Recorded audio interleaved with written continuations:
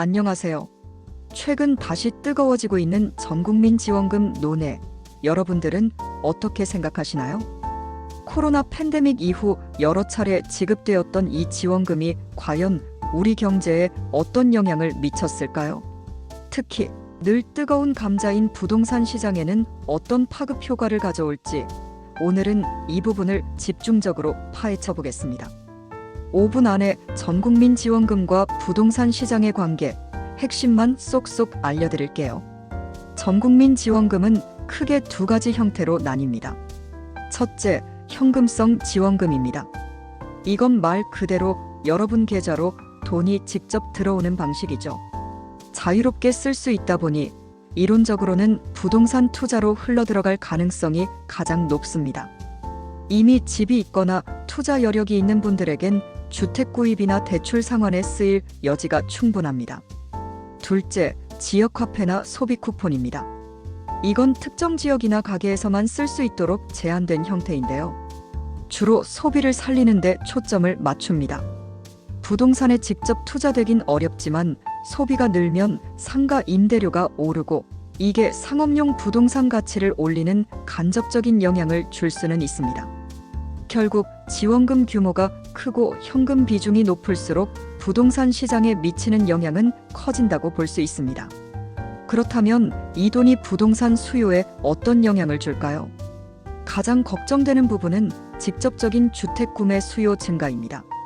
만약 금리 인하 기대감이 생기거나 시장이 다시 꿈틀대기 시작하면 지원금이 영끌이나 비투의 종잣돈이 될 수도 있습니다. 지금이 아니면 안 돼 라는 패닉 바잉 심리를 부추길 수도 있죠. 또 집을 사는 것까진 아니더라도 전세 보증금을 올리는 데 쓰여 전세값 상승을 유발하고 이게 다시 매매가 상승으로 이어질 수도 있습니다. 간접적인 영향도 무시할 수 없습니다. 지원금으로 소비가 살아나면 경기가 좋아지고 가계 소득이 늘면서 부동산 구매 여력이 커질 수 있습니다. 또 돈이 풀린다는 인식이 퍼지면서 인플레이션 해지 수단으로 부동산에 대한 자산 증식, 기대감이 높아지는 심리적 효과도 있습니다. 과거 재난지원금 사례를 보면 어떨까요?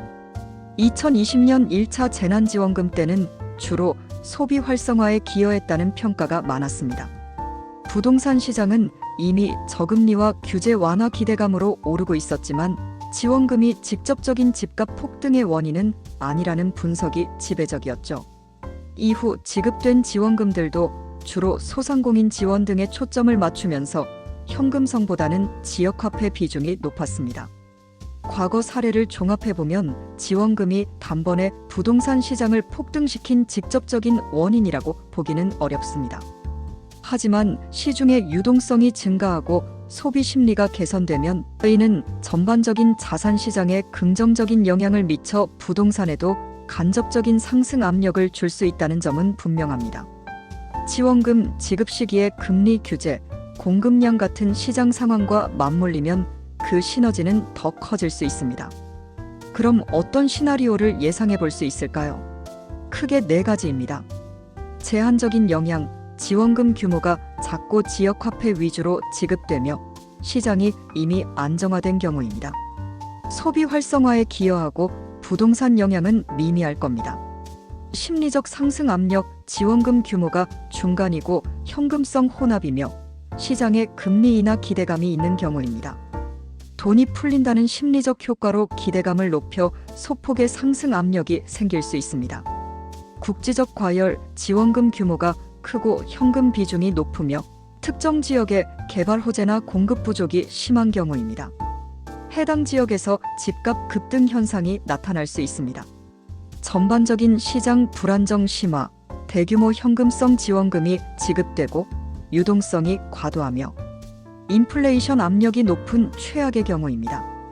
투기적 수요가 급증하며 전국의 집값이 동반 상승하고 시장 불안정성이 심화될 수 있습니다.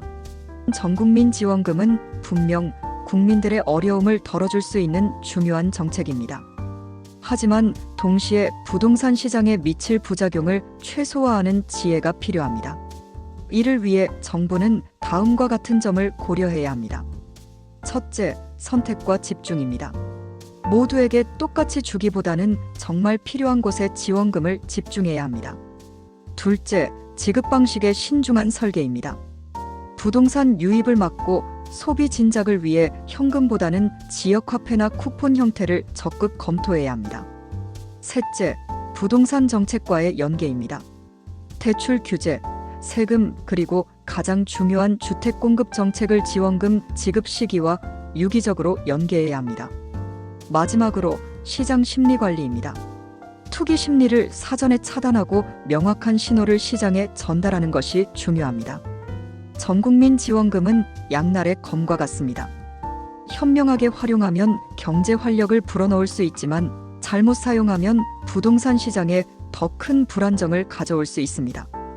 정책 당국의 신중한 접근과 다각적인 분석이 필요한 때입니다.